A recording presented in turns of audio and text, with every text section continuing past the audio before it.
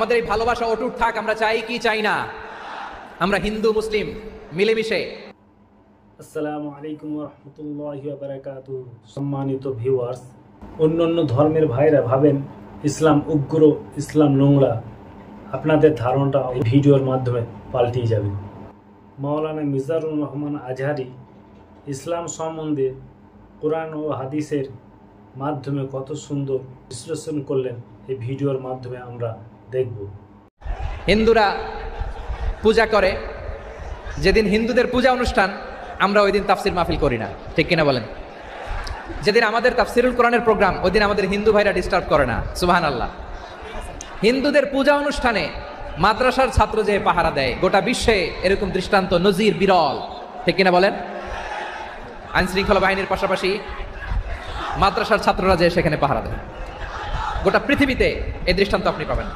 মাদ্রাসার ছাত্ররা তারা তো কোরআনের ধারক, তারা হাদিসের ধারক, তারা কেন মন্দির পাহারা দিবে? এই সম্প্রীতিকে ধরে রাখার জন্য, এই সৌহার্দ্যকে ধরে রাখার জন্য, আমাদের পারস্পরিক ভালোবাসাকে অটুট রাখার জন্য। আওয়াজ করে বলতে হবে, ঠিক কিনা?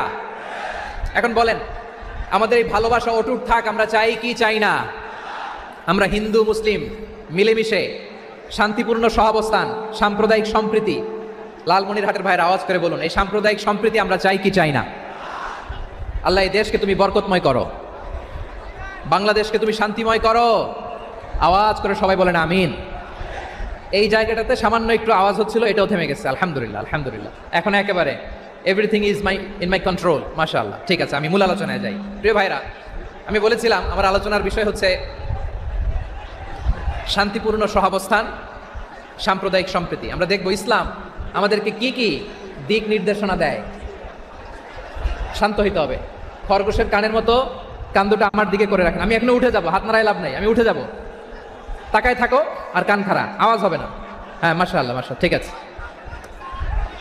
আমরা দেখবো যে রাসূল সাল্লাল্লাহু আলাইহি ওয়াসাল্লাম এই পিসফুল কোএক্সিস্টেন্সের জন্য আমাদের কি শিখিয়েছেন, কি কি গাইডলাইন দিয়েছেন। আমরা 1 2 3 4 করে এগুলো আপনাদের সাথে শেয়ার করব। আমাদের খেদমতে সূরাতুল আনআমের 108 নম্বর আয়াত তেলাওয়াত করেছি।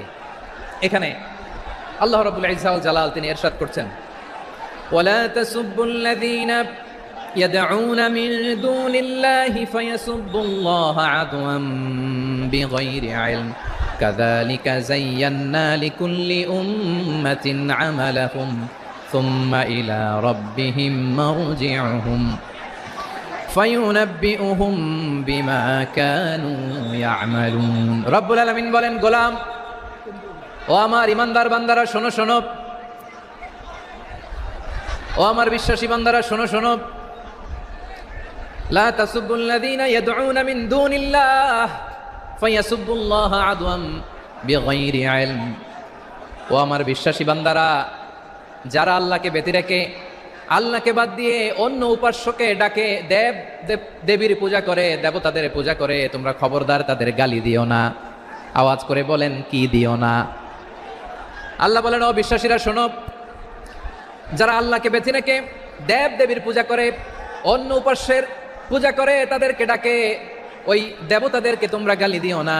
যদি ওই দেবতাদেরকে গালি দাও তাহলে ভুলবশত, শত্রুতাবশত তারা তোমাদের রব আল্লাহকে গালি দেবে, ঠিক কিনা? তোমরা যদি তাদের দেবতাদের গালি দাও, ওরা রেগে তোমার আল্লাহরে গালি দিবে, তাহলে কারণ হয়ে গেলাম আমি, ঠিক কিনা বলেন? রব্বুল আলামিন বলেন, খবরদার বিশ্বাসীরা, আল্লাহ ছাড়া যারা অন্যান্য উপাস্যদেরকে ডাকে, দেবতাদেরকে ডাকে, তাদেরকে তোমরা গালি দিও না। ওই সমস্ত দেবতাদেরকে যদি তোমরা গালি দাও তাহলে তারা আল্লাহকে গালি দিবে, ঠিক কিনা বলেন? আমরা দেবতাদের গালি দিলে ওরা আল্লাহকে গালি দিবে। রব্বুল আলামিন বলেন, খবরদার দেবতাদেরকে গালি দিও না, তাহলে ওরা তোমার রব আল্লাহরে গালি দেবে। প্রতিটি জাতির জন্য তাদের কাজকে আমি আল্লাহ সুশোভিত করে রেখেছি, তারা সবাই একদিন আমার কাছেই ফিরে আসবে। এরপর আমি রব্বুল আলামিন তাদের আমলনামা তাদেরকে জানিয়ে দেব। সুবহানাল্লাহ পড়ে। প্রিয় ভাইরা, আল্লাহ তাআলা বলেছেন, খবরদার গালি দিও না। আদেশটা কার? আওয়াজ করে বলেন তো। হিন্দুদের দেবতা দেবদেবীদেরকে গালি দেওয়া যাবে না। আওয়াজ করে বলুন প্রিয় ভাইরা, এই আদেশটা কার? এই আপনাদের গলার আওয়াজ। অন্য ধর্মের দেবতাদেরকে যে গালি দেওয়া যাবে না, এই আদেশটা কার? আরো জোরে বলুন, কার? গালি দিবেন কোন দেবতাকে? দিবেন? যদি দেন তাহলে ওরা আল্লাহরে গালি দিবে, তাহলে আল্লাহরে গালি খাওয়াইলো কে? আপনি, ঠিক কিনা বলেন? আমি আল্লাহকে গালি খাওয়ানোর কারণ হলাম, কারণ আমি যদি গালি না দিতাম ওরা আমার রবকে গালি দিত না। আওয়াজ করে বলেন ঠিক কিনা? তাহলে প্রিয় ভাইরা, ইসলাম আমাদেরকে শিখায়, সূরাতুল আনআমের 108 নম্বর আয়াত থেকে আমরা বুঝলাম কোন ধর্মকে ছোট করা যাবে না। অন্য ধর্মকে ছোট করা মানে ইসলামকে ছোট করা। অন্য ধর্মের দেবতাকে গালি দেওয়া মানে আল্লাহকে গালি খাওয়ানো। আওয়াজ করে বলেন ঠিক কিনা? খবরদার, এটা করা যাবে না।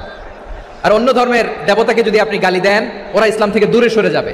যাও ইসলামের প্রতি আকৃষ্ট হয়েছিল আর কোনোদিন ইসলামের ধারে কাছে আসবে না। আওয়াজ করে বলেন ঠিক কিনা? এজন্য কোনোদিন অন্য ধর্মের দেবতাদেরকে গালি দেওয়া যাবে না। অন্য ধর্মের কোনো দেবতাদেরকে আমরা গালি দিব না, বরং ইসলামের দ্য বিউটি অফ ইসলাম, ইসলামের সৌন্দর্যকে আমরা তুলে ধরবো। আমরা যদি বিশ্বনবী সাল্লাল্লাহু আলাইহি ওয়াসাল্লামের জীবনের দিকে তাকাই, তাহলে আমি দেখব বিষ্ণু ইসা ইসলাম মক্কাতে কিংবা মদিনাতে অন্য ধর্মের লোকদের সাথে খুব পিসফুলি লাইফ লিড করেছেন। হোক মুশরিক, হোক খ্রিস্টান, হোক ইহুদি, বিশ্বনবী সবার সাথে মিলেমিশে ছিলেন। আলহামদুলিল্লাহ বলেন। ইসলাম হচ্ছে পিসফুল রিলিজিয়ান। অন্য ধর্মের প্রতি সহনশীলতার সবক ইসলাম আমাদেরকে দেয়। কিন্তু প্রতিটি মুসলিমের এটা মনে রাখতে হবে, আল্লাহর কাছে পছন্দনীয় গ্রহণযোগ্য ধর্ম, জীবনাদর্শ একটি, সেটা হচ্ছে ইসলাম। আওয়াজ করে বলেন সেটা কি? লালমনিরহাটের ভাইরা আওয়াজ করে বলুন, আল্লাহর কাছে মনোনীত ধর্ম একটি, সেটা কি? এজন্য রব্বুল আলামিন বলেন, ইন্নাদ-দীনা ইনদাল্লাহিল ইসলাম। আল্লাহর কাছে মনোনীত গ্রহণযোগ্য অ্যাকসেপ্টেড ধর্ম মতাদর্শ একটা, সেটা হলো ইসলাম। ইসলাম ছাড়া অন্য কোনো ধর্ম যদি কেউ তালাশ করে, তার ওই ধর্ম আল্লাহ গ্রহণ করবে না।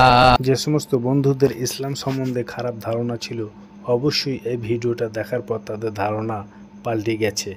আর এই ভিডিওটা দেখার পর কেমন লেগেছে অবশ্যই কমেন্টে লিখবেন।